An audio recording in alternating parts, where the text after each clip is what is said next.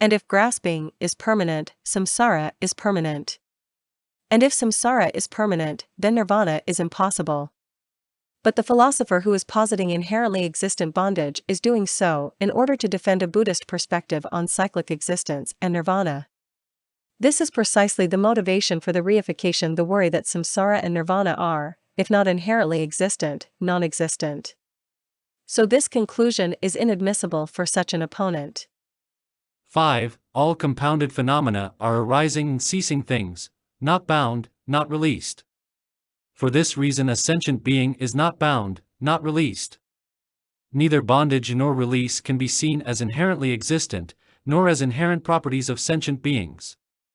This is the conclusion of the argument that follows. Nagarjuna first considers bondage as an inherent property, and then liberation. 6. If grasping were bondage, then the one who is grasping would not be bound. But one who is not grasping is not bound. In what circumstances will one be bound?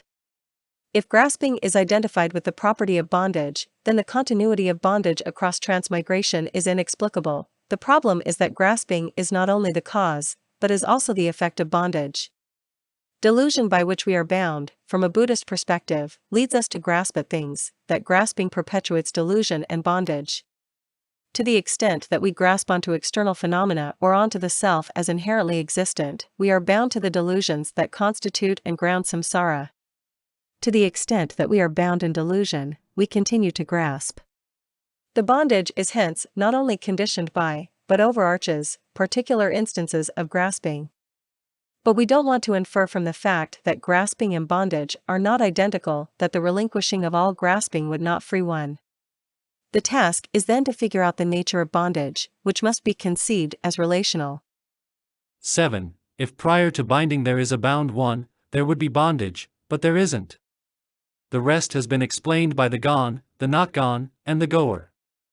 The only way that bondage itself could be an inherently existent phenomenon would be if it could exist prior to and independently of a bound sentient being.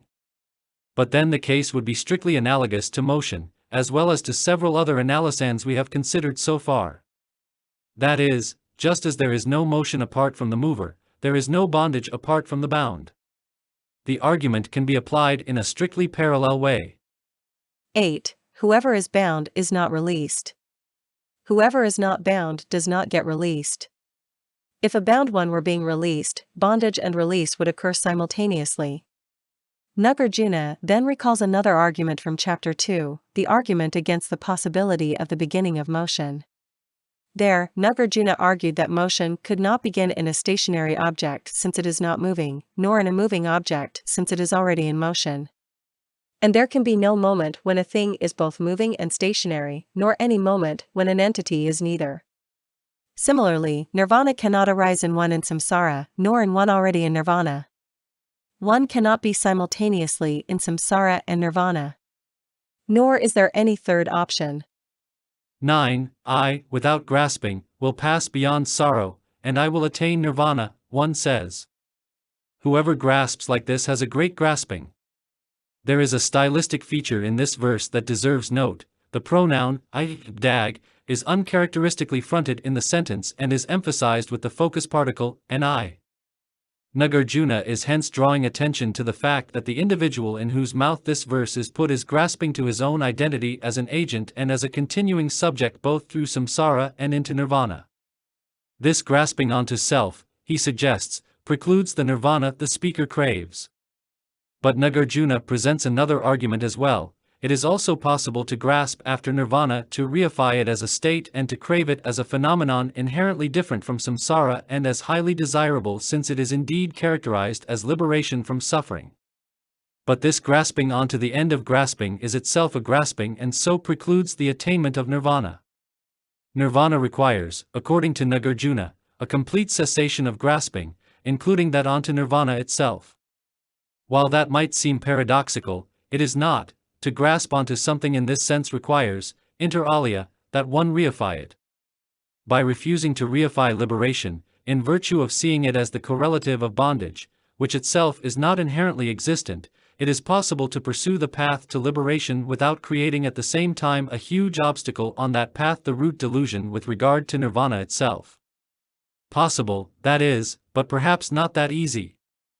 10. When you can't bring about nirvana, nor the purification of cyclic existence, what is cyclic existence, and what is the nirvana you examine? Anyone who is subject to either of these pathologies, grasping to oneself or grasping for nirvana, is incapable of attaining that peace.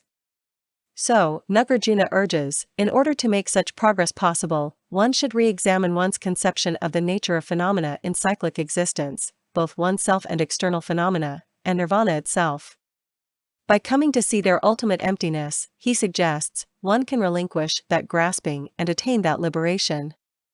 Neither nirvana nor samsara are inherently existent. Ultimately, both are non-existent. So, what, Nagarjuna asks rhetorically, are they? The answer is that they are conventionally real, dependently arisen phenomena that are empty of inherent existence. In virtue of that fact, it is possible to escape the former and to attain the latter. But that escape would be impossible were they inherently existent and is impossible for anyone who takes them to be so.